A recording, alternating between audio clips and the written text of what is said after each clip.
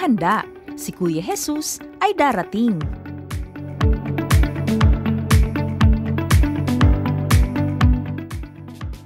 Ang mabuting balita ng Panginoon ayon kay San Mateo. Noong panahong iyon, sinabi ni Jesus sa kanyang mga alagad, ang pagdating ng Anak ng Tao ay matutulad sa pagdating ng baha noong panahon ni Noe. Noon, ang mga tao'y nagsisikain, nagsisiinom at nag-aasawa hanggang sa araw na pumasok sa daong si Noe. Dumating ang baha na di nila namalayan at tinangay silang lahat. Gayon din ang mangyayari sa pagdating ng Anak ng Tao. Sa panahong iyon, may dalawang lalaking gumagawa sa bukid. Kukunin ang isa at iiwan ang isa.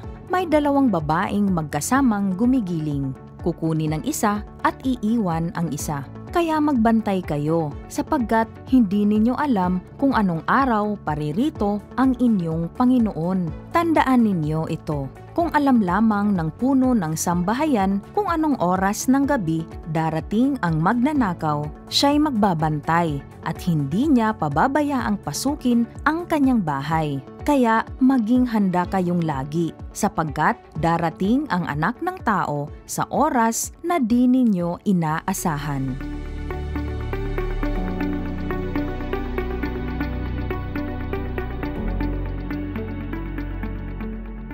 Magandang araw mga bata! Matapos natin ipagdiwang ang kapistahan ng Kristong Hari noong nakaraang linggo, ngayon naman ay sinisimulan ng ating simbahan ang panahon ng paghahanda sa pagdating ng ating Panginoon bilang Hari at Tagapagligtas. Mga bata, si Kuya Jesus ay totoong muling darating. Subalit, kung kailan ito ay walang nakakatiyak. Kaya naman, tayo ay pinaaalalahanan ng simbahan kung ano ang ating mabuting gagawin. At ito ay walang iba kundi ang maghintay at maghanda. Ang paghahandang ito ay tinatawag ng simbahan na panahon ng Adbyento. Ang panahong ito ay 4 na linggong paghahanda. Sisimulan ito sa unang linggo, pagkatapos ng linggo ng pagdiriwang ng kapistahan ng Kristong Hari at matatapos naman sa ika-4 na linggo o huling linggo bago magpasko. Malalaman din natin ang panahong ito sa pamamagitan ng mga palatandaan,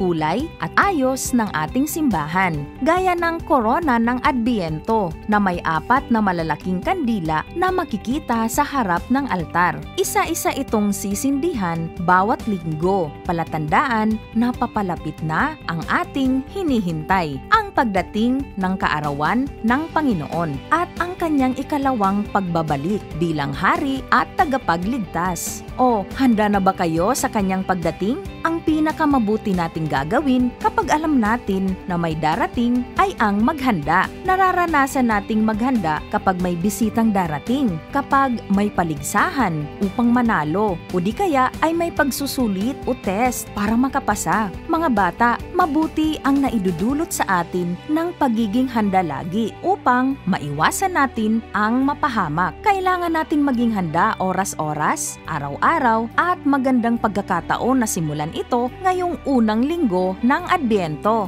Sa kwento ng ating ebanghelyo ngayon, ang mga unang tao noon sa panahon ni Noe ay napahamak at namatay. Sila ay pinaalalahanan na maghanda sapagkat may darating na pag-ulan at magkakaroon ng malaking pagbaha sa loob ng 40 araw. Subalit, sila ay nagpatuloy lamang sa kanilang buhay. Sila'y nagiinom, nagsisikain at nagpapakasaya sa halip na maniwala at maghanda. Mga bata, ayon kay Kuya Jesus, katulad nito ang kanyang pagdating at ang kanyang paalala ay maging handa kayong lagi. Tulad ng bagyo, kinakailangan natin na maging handa sa lahat ng oras upang hindi tayo mapahamak at maniwala na siya ay tunay na babalik upang tayo'y maligtas at hindi mapahamak. Itinuturo niya sa atin na ang ikalawang pagbabalik ni Kuya Jesus ay hindi maipagkakamali. Ibig sabihin, ito ay tunay at totoong mangyayari na ipinapahayag naman natin sa mga panalangin at pag-aawit sa misa. Si Kristo'y namatay, si Kristo'y nabuhay, at si Kristo'y babalik sa wakas ng panahon.